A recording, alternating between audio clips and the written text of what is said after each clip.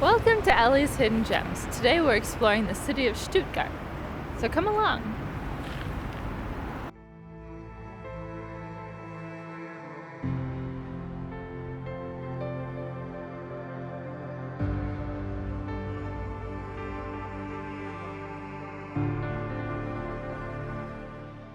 Before we start, hit the pause button and go to the link in the description below for Patreon, where you can support us in helping us travel to more countries, and you also get some additional content for yourself. We just released a video about Lucas's birthday that you can check out and see what we did there. If it's not super obvious right now, Stuttgart is a pretty big and noisy city. There's lots of cars. It's kind of like being in Chicago or Detroit or Milwaukee. Lots and lots of people and cars. But they also have smaller things like the Porsche Museum, which is where we're going right now. That's big. Damn big museum. And have you hit the subscribe button?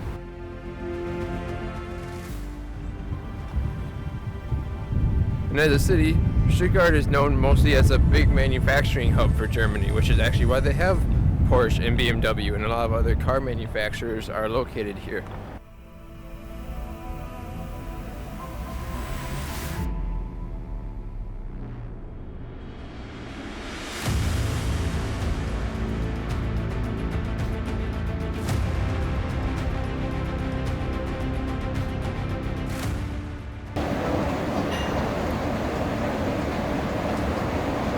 What are we doing, Peach? We're exploring the Porsche Museum, and we get to take our video and camera with us, so you'll get to see it all.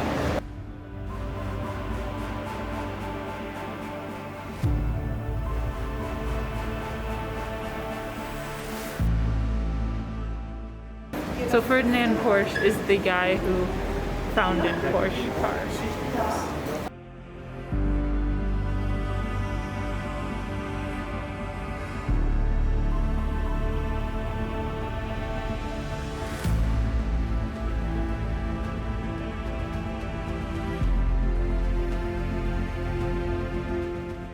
Ferdinand Porsche actually has an interesting kind of backstory to him. He pretty much used like the whole World War II and Nazi regime as just a way to further his company. Although like the history makes it look like he was interested in what the Nazis thought because he used like prisoner of war labor to make everything he has. Most people have concluded now that basically he really just wanted to become rich and keep making the best cars he could, even though he did it with a little bit of, well, what we would consider today not ethical workforces.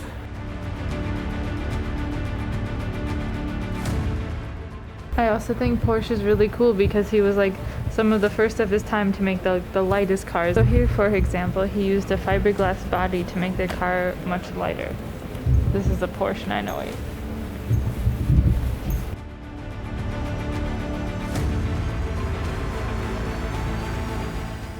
He also like expanded himself, and instead of just making cars, he made race cars. He made tractors, and he also made like four-wheel drive vehicles.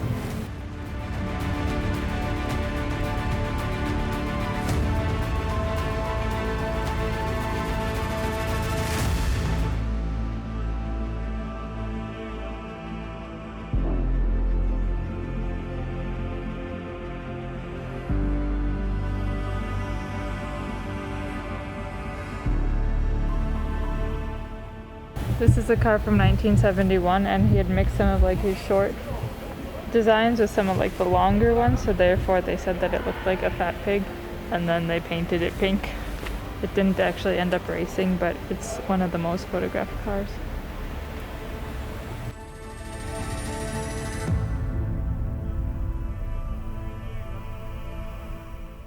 This is one of the strongest cars of all time, is what it's called. And after this car won one of the races that the Americans had, the Americans got fed up with Porsche winning so many races, so they changed the rules.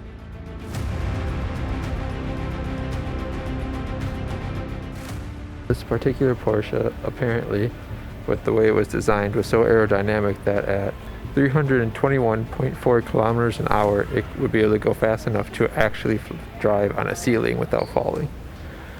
That's crazy. I also have it upside down there.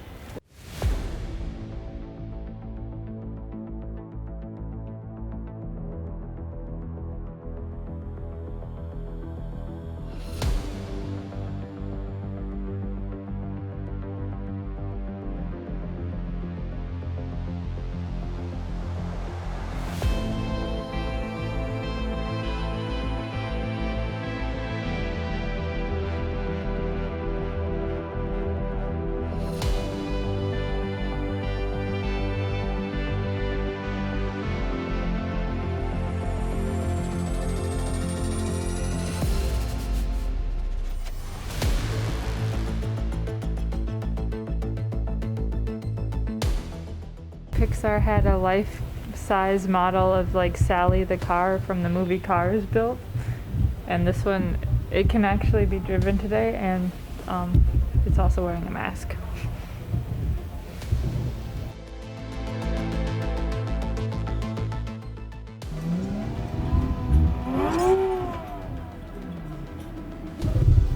We think we found the elevator for getting the cars up here. The cool thing about the Porsche Museum is a lot of these cars are actually all functional. They'll go to different like history shows, sporting shows, things like that, just to be shown off. And all of them are maintained in a shop that's located right here in the museum, which we're supposed to be able to see, so maybe we still will.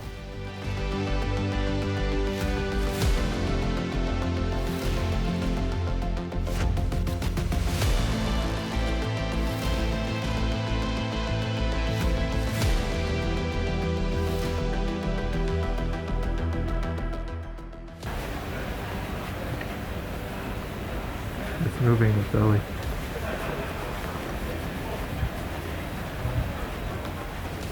What do you want? Oh.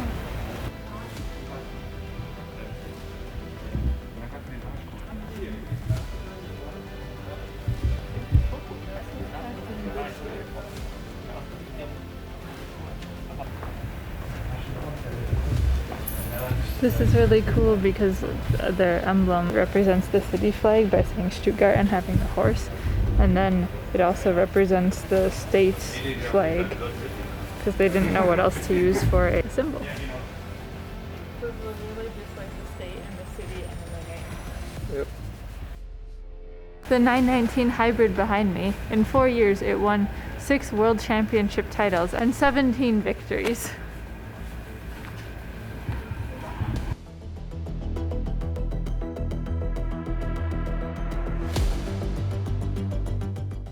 Here's the shop. So this is where they work on all of the different cars that they have. Alright, that was the Porsche Museum. It was actually really cool. I liked it a lot. And now we're off to explore some more parts of Stuttgart, but first about a 15-minute drive.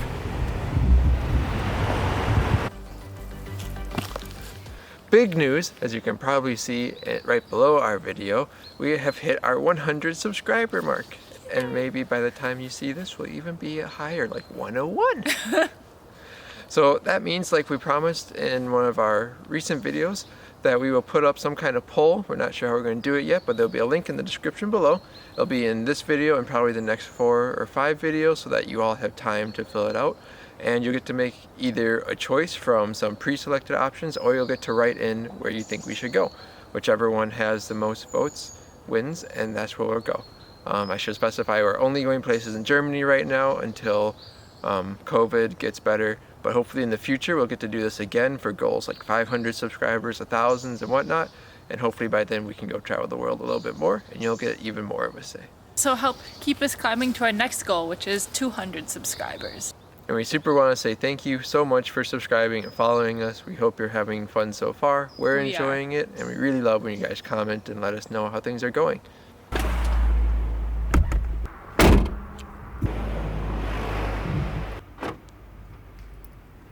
So where are we heading now, Lucas? Now we are going to the Weisenhof estate, which is a neighborhood that back in like the 1920s, I think, 1900s of some kind, a building competition was put on in Stuttgart, and 21 different architects / developers had to make houses to kind of show what they thought the future of housing would look like, and we're gonna go check it out. The only one downside is that during the wars, 10 of the houses were destroyed, so there's only 11 left, but I'm excited. I like architecture.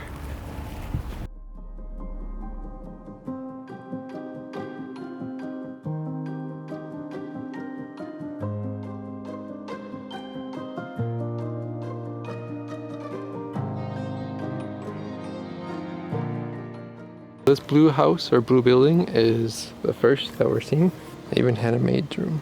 Wow.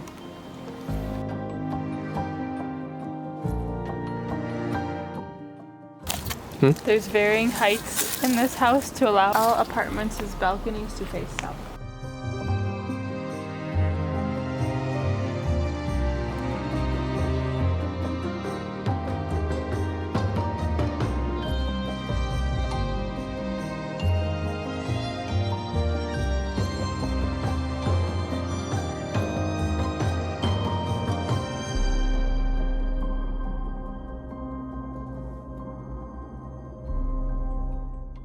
So that corner house was one of the few remaining like single family homes. A lot of what's left are all more like apartment systems.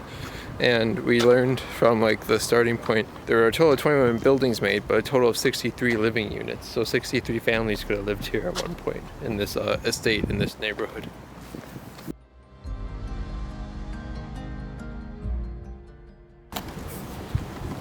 Everyone seemed to have this idea that we'd all have servants. They all planned a servant's room.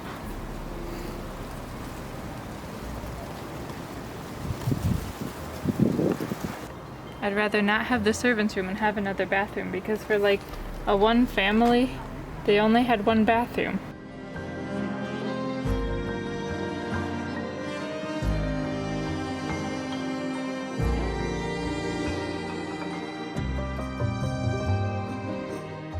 So yeah, in like 1946, a bomb destroyed 8 of the dwellings, and then a few of the surrounding ones were then torn down due to like damage to them as well.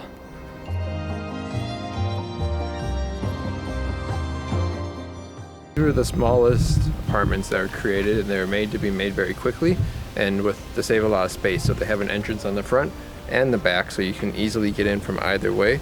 And they're made very like utilitarian, so everything, for instance, for the wives to need the kitchen, the washroom, everything is like in line and easily accessible, so they could be the most efficient. I personally think they look like jails. They have this steel door with a number on it. It's like a jail cell.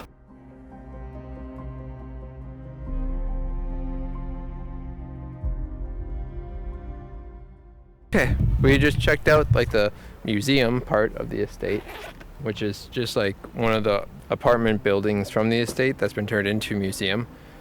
We didn't get to photo or video there. I guess we could have if we filled out forms and discussed with somebody about like copyright and stuff, but we didn't want to do that. It was cool. I mean, you got to see what like things used to look like. I mean, to me it looked very efficient, to say the least. Everything was like very simple and just made to work, very functional. And so now we're going to try going over there somewhere. We're gonna try going to the Mercedes-Benz museum.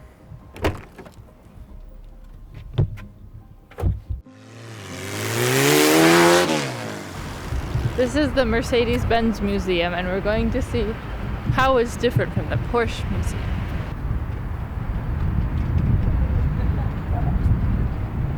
We more or less can't film here, so for now you guys have to be tucked away. We'll see you later.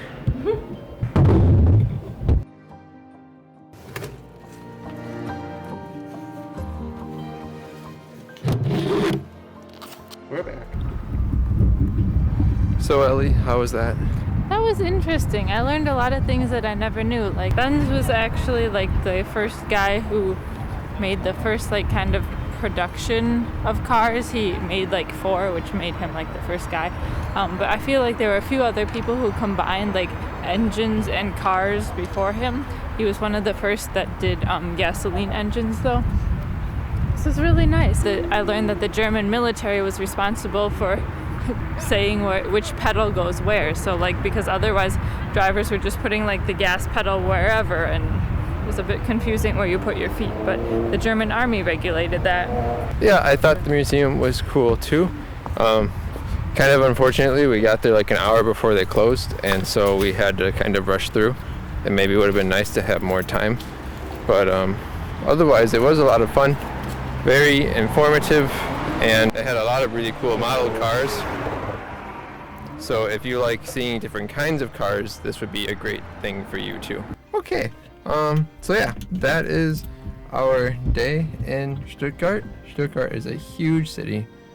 There's no way we could explore it all. In fact, it feels like we got even less of it than we did Frankfurt, but that's because we didn't really go in the city center. But there's still so much to see. There are attractions spread all over the city.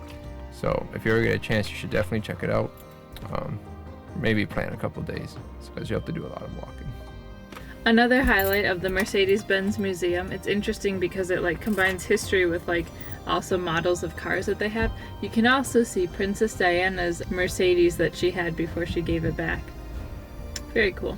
Thanks for watching. We would really like it if you hit the like button. If you like this video, throw a comment down below if we need to clarify some additional things, or if you have something else to add.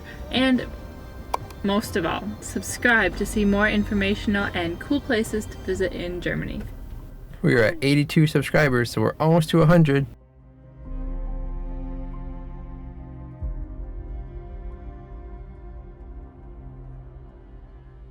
Mark.